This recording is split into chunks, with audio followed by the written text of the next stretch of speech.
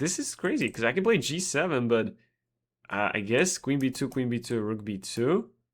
And then when I promote to a new queen, rook b1, bishop b1, a b1, rook b1. Okay, so we do have enough pieces covering there. Hello everybody, you know who it is, International Master Emil Stefanov, and this is weekly scenario number 29 in Noctie. Let's get started. We continue our exploration of opposite side castling attacks. This weekly scenario comes from the Queen's Gambit decline variation, so we get the famous Carlsbad structure. As we can see, white has long castled already, and there's a little bit of a twist to the position as in last week. Here, white has gone 4 extra tempos. So, white has had enough time to long castle, play f3, play g4, play the knight to e2. So with that many tempos up, our attack is definitely more successful, or is going to be more successful. It's going to be up to us to showcase how that's going to work out. Unlike the previous week, here black's pawns have not been pushed forward. So, as you saw in the previous week, we played h4, h5, trying to attack the hook pawn on g6. Here, there is no such hook pawn, so the way that we want to attack in this situation is we want to throw these pawns all the way, preferably to g6, and open up the position as much as possible, as in last week, make sacrifices where we need to. On the other hand, for our king, unlike last week's position, there is a little bit of danger on the c file. There is no pawn on c2. So in most cases, we will have to play king b1. And from there, the king is actually going to be relatively safe. If we have to, we can even go as far as placing it on a1. Our king is going to be extremely secure in the corner. So what we need to do is we need to figure out how are we going to attack black in this position. The first move that stands out to me, one of the most logical moves, is pawn to h4. Alternatively, there is also knight g3 that is attempting to play g5. Some of you might be wondering, well, what if we play just g5 right off the bat? We are attacking the knight will have to move. Once it moves, we are able to win the h7 pawn. And honestly, that looks really good. The only problem that I have with that is we are not necessarily opening up the position as much as we would like to. We do win a pawn, that's for sure, but then there's this knight on h5, and it's really hard to get rid of this knight. So I'm going to just demonstrate that. We can play g5, knight h5, bishop takes h7. Yes, we can win an extra pawn, and as you can see, Noctie is saying good. It is good because we do win the extra pawn. But how do we get rid of this knight now is a big question. If we play knight g3 to try to force the trade, and looking forward to opening up of the h file, I'm assuming Noctie is just going to ignore us and play knight takes f4. And let's see what Noctie does, but I'm assuming knight takes f4 is the best move, as you can see. And, you know, it's going to take us a while to open up this file. Even if we throw the pawn all the way to h6, there is going to be g6 blocking us. So what we're going to have to do is throw it all the way to h5, play g6, then play h6. And again, our bishop is going to have to move as well. It's just a lot of work. I'm not saying that this is not winning for us. Most likely, it is still winning for us. After e takes f4, I don't see how black creates counterplay against her king. And all we got to do is just long-term plan of just bringing back the bishop and then just pushing the h-pawn as far as possible alongside the g-pawn. It should work out. It should work out. It should be a successful attack. And maybe we can demonstrate that in the second game.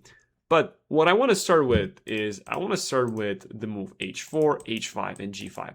I feel like if I could just get my pawn to h5, play g5, kick the knight when it doesn't have the ability to go to the h5 square, then take the pawn on h7, I think that's going to be a lot stronger. So let's start with h4 as the first move. King h8, as you can see, Noctie is trying to maybe give way for the knight, maybe trying to keep the king safer so as to not have a check when bishop h7 happens. Either way, we are going to continue with the move that we wanted to, which is pawn to h5. So we are getting very close to playing g5 and g6. And we can see now Noctie plays the move h6. So whenever h6 gets to be played, this is what we call a pawn hook. So now we're going to have the ability to play pawn to g5 which attacks the knight and attacks the pawn on h6, inevitably opening up of the position on the king side is going to happen. And we can see again with so many tempos ahead, black just is nowhere near a successful attack against our king or a successful positioning of their pieces. So some of the other moves that we can consider is rook dg1 and knight g3. All of those moves seem really good to me. g5 looks like the most logical to me. And if always you are wondering, oh well, I'm in between a few moves, or I don't know exactly what move I want to make, you can always click on the Show Ideas button in Noctie. It's a really good feature. And as you can see, Rook dg1 and g5, some of the moves that I suggested, are recommended by Noctie. And the move King b1, which I really like that is a recommendation by Noctie. It's always good to just keep the king safe. Our attack with the queen and bishop and this bishop on f4 is not going away anytime soon. We will have g5. So we don't have to worry, we don't have to rush it. But at the end of the day, I do like just making sure I can play g5 sooner rather than later. So bishop takes g5, and yeah, h6 looks very possible. Of course, Noctie's going to play g6, and Noctie hits me with knight g4. Whoa, what a move. So looks for immediate complications. If I take, obviously, bishop g5, that looks really bad.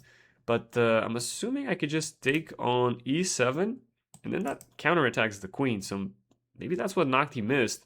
Or maybe it didn't. It's just desperation to try to make me make a mistake. But we'll take on e7, and after queen takes e7, we'll just be up an extra piece. So there we go. I think knight e3, yeah, it's too slow, right? We just take the queen, and they take, and then we're up an extra piece after king takes c2. Or even moving the bishop away back to g5. The knight on c2 is, I guess, almost trapped. But either way, I think after this, we take fg4. All we got to do now is just convert this into a win.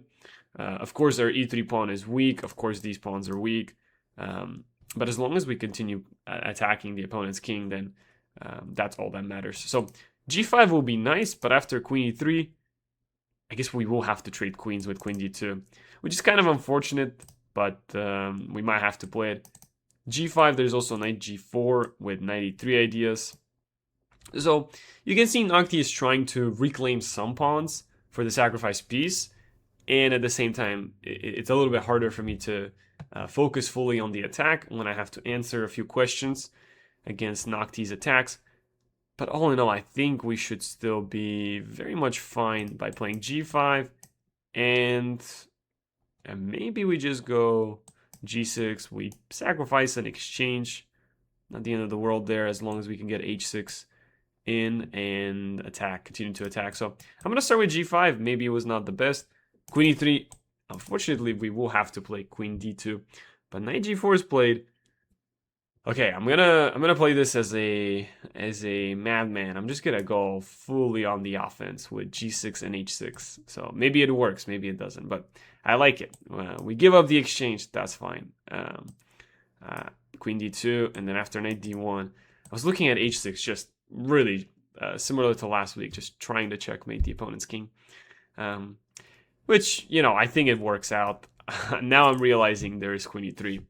That's unfortunate. Queen e3 is just one of those moves that prevents me from being able to checkmate, because the queens will get traded. So close yet so far.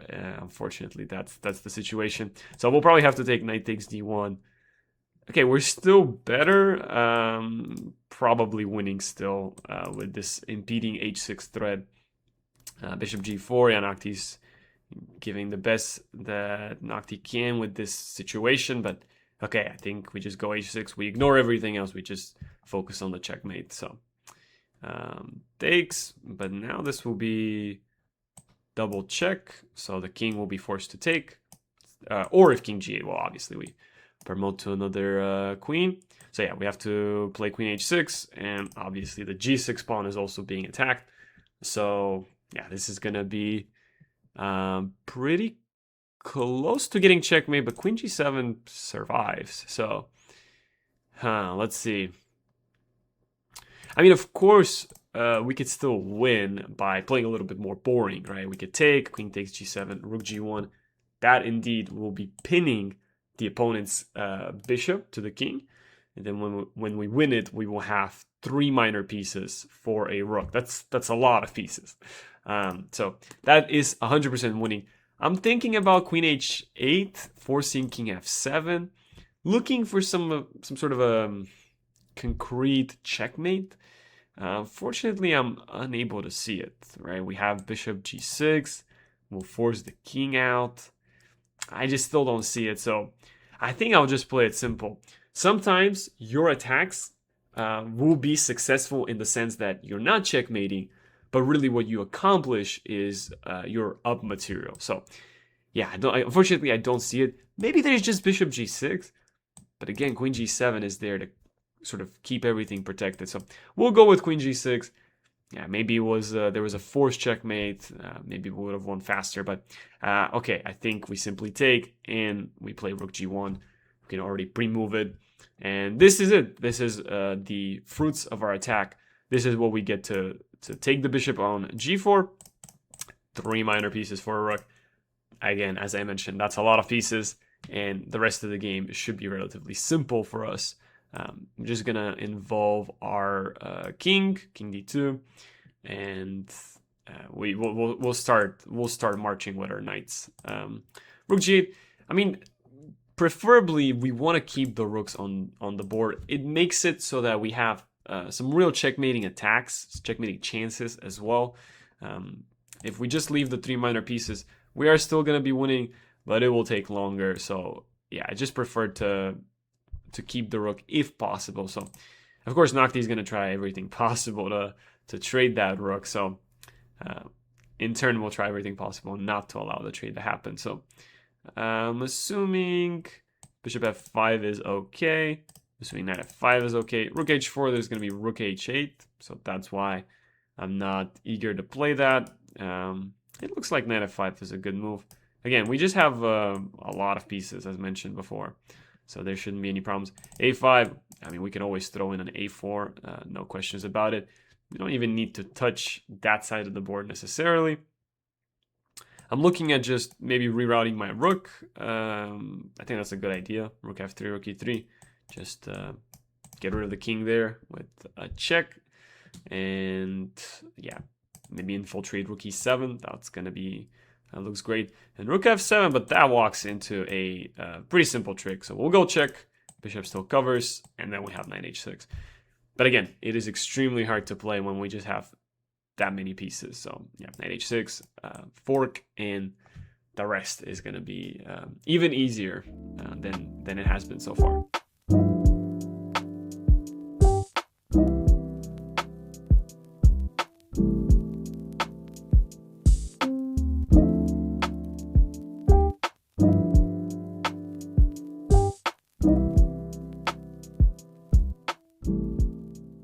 Just one last trick being utilized by Noctie. Knight c5 will not be checkmate because after rook c5, king c5, that will in fact be a stalemate. So we just want to make sure that we're not stalemating. So we'll go rook b5, and this way Noctie does have a move with the rook. Oh, sorry, with the king, and we'll go knight c5, and knight c5 still kind of stalemate. So maybe just take the pawn, maybe the easier of the moves, and go back, rook b5 check, and then go rook c5, trade the rooks, and promote to a new queen.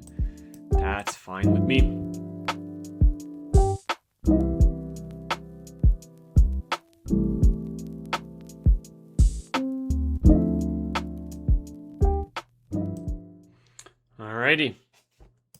Alrighty, let's go back in a starting position and play a few more example games against Noctie. Alrighty, we saw in the previous game how easy it was once we were able to play the pawn all the way to h5 and attack. I'm going to showcase that it's not going to be so easy to continue the attack with g5. Maybe that's one of the moves that most of you want to do, and there's nothing wrong with it. We do end up winning a pawn, which is great, but it just feels like it's going to be a lot more difficult to win this as opposed to some of the other positions. So currently we might have to ask ourselves, is g6 actually a threat? And it probably could be. Let's say we just play h4, g6 will sacrifice our bishop, Knight takes, knight takes. And this king is extremely weak, but it just doesn't feel like it gets checkmated, does it? Although with the knight coming to f4, we might be able to checkmate there. So for the time being, I would assume this is fine. So I will go ahead and play h4. And again, if you're always curious or unsure what the best moves are, you can always click on the show ideas button. h4, rook dg1, bishop d3, all logical moves. I'm going to go with h4. We can see Noctie approves that move. I guess knight f4, knight f4, g6, we could take, and we can even take with the knight, so that's fine. The reason I like h4 more than knight g3, it just felt like I'm making immediate progress. Then again, Noctie plays bishop d6. Yeah, this pawn on e3 is a little bit weak, so that's unfortunate. So Noctie might be able to attack that pawn and then our knight as well. As before, I really want to play h4 and h5 and h6 and just open up the position. That always feels like it's going to be very productive, but maybe we need to start with rook dg1, cover this, and then play h5, h6. That might be it. And again, g6 is still up in the air. So as you can see, this attack is a little bit slower than other ones. Could probably play bishop f5 as well. I think we're just going to keep sacking the bishop on h7. We'll be very brave and play rook dg1, which wasn't like a clear indication by Noctie if it was like a great move or not. But I'm still assuming that the king is extremely weak once we take on g6. Yeah, rook e3, of course, that's kind of the move that Noctie's looking for, and it breaks my formation, but yeah, somehow I thought maybe I'm very quick at the attack, but maybe I'm just not.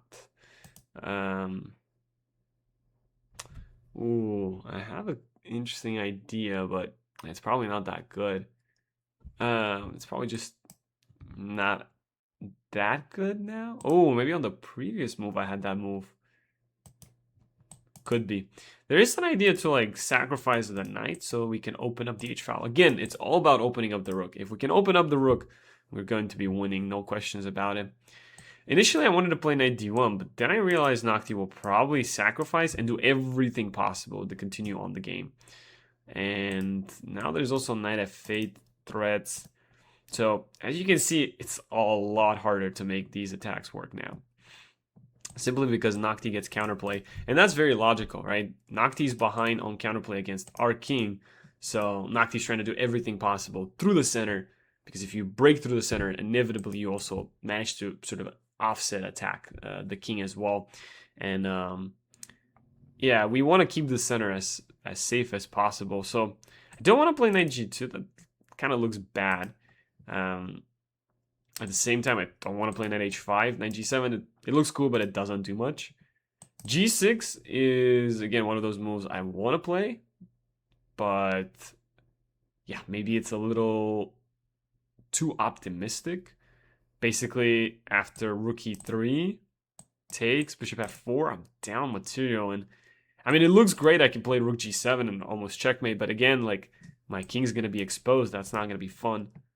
So a lot harder to actually achieve our goals in this this type of play. So I'm actually gonna go ahead and take back, and I'm gonna see if g6 is a move. It looks so weird because we actually do lock our bishop there. I kind of don't like that. Yeah, g6, f6.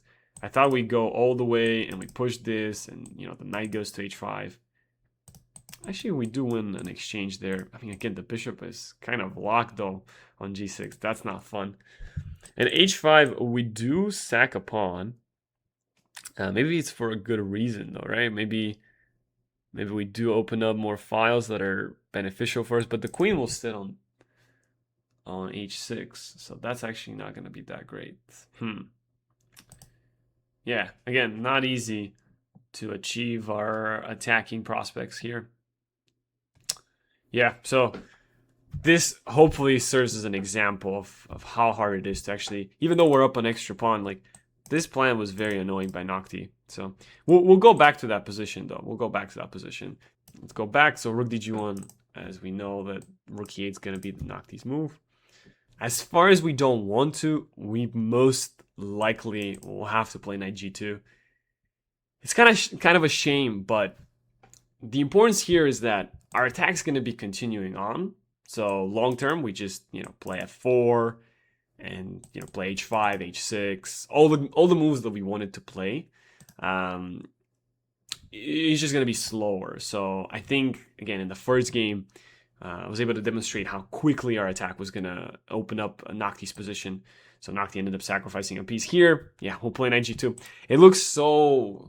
It just doesn't look great because obviously we're blocking our rook.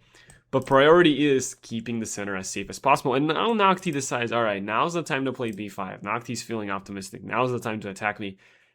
I will take precautionary measures and play king b1. I think that's fine. Just as mentioned before. Let's take it a little bit slower. Yes, we're up an extra pawn. We don't have the checkmating attack quite yet, but we're still better. So now this is a good question. Do we go knight a4 and look to be able to block a5? Or do we go knight e2 and look to transfer the knight around towards the king side? Or we just go, yeah, knight a4, knight c5. Those are going to be the questions to ask ourselves right now. I'm kind of a fan of knight a4, knight c5. Just keeping Noctie stacks as hard as possible. So knight a4. Let's make it as tough as possible for Noctie to be able to attack me.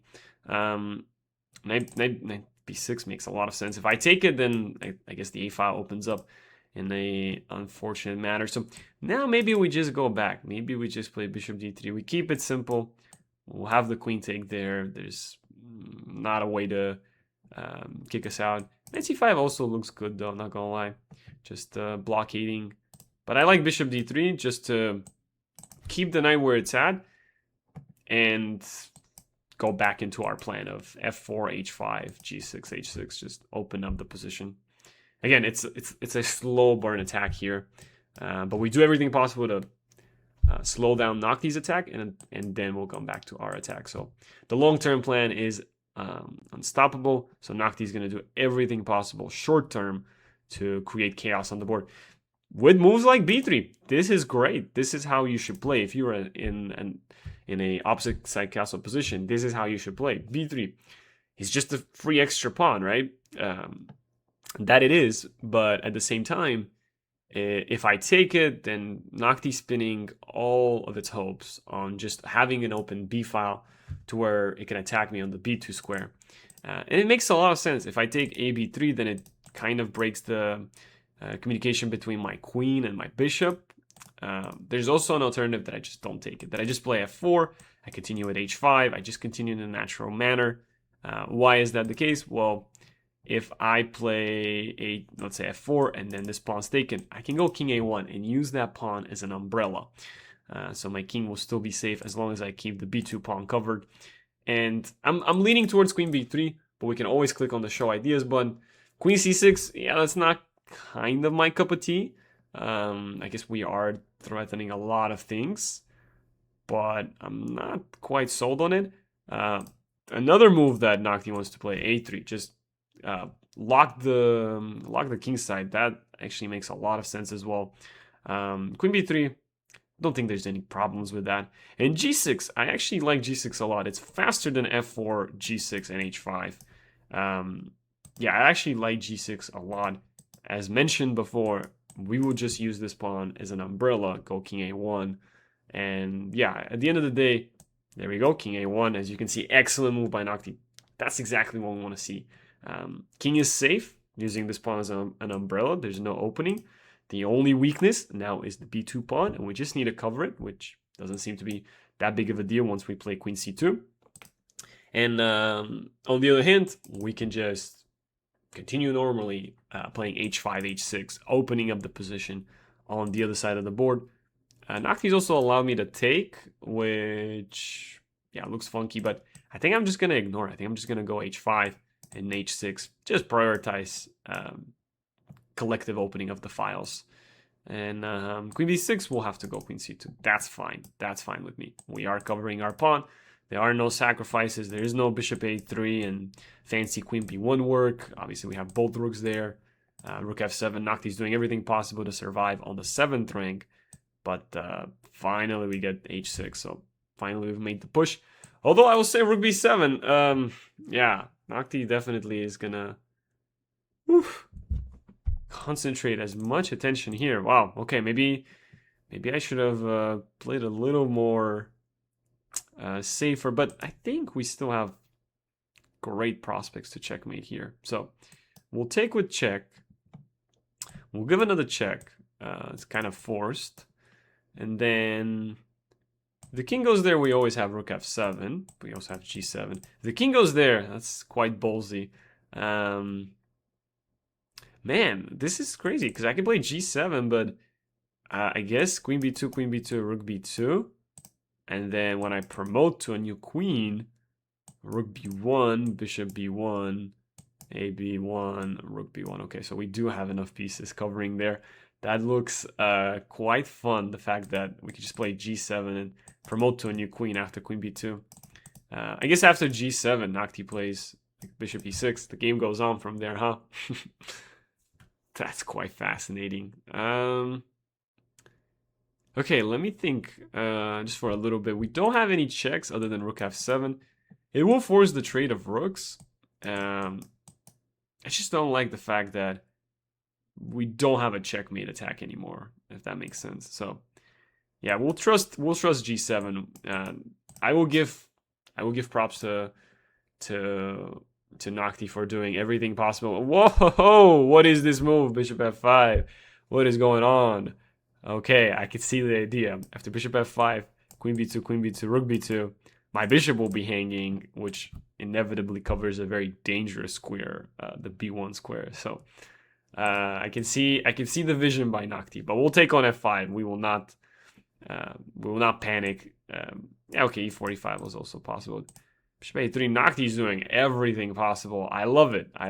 But okay, we could take, and it doesn't change anything. Check. We'll take. Rook takes, bishop takes, pawn takes, king takes. We finally survive. Alternatively, we could just be funny and promote to a knight. But okay, we will not fear. We will take there. I will say, quite impressed by the way Noctie played in terms of just putting it all into the attack, all in on the attack. It's quite impressive. However, we're able to survive. We're able to survive because our pieces are still covering our king very nicely. And again, our checkmating attack moved from like actual checkmate possibilities to now we're just going to be up a lot of material. So after the dust has settled, we are simply up to extra minor pieces. If Noctie hadn't sacrificed everything, okay, we would have still been up minimum one extra piece, but maybe even more. And the rest here is pretty simple. h5, we'll cover the pawn, we'll go rook h8, we'll kick out the rook, we'll promote a new queen, and that will be that.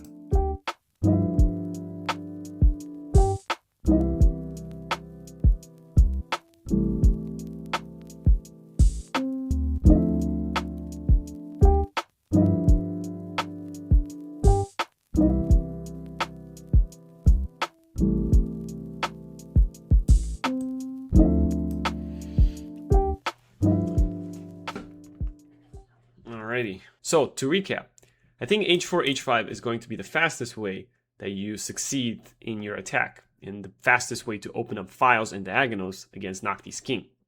Now, as far as your king safety, it's always a good idea to play king b1 if Noctie starts attacking you.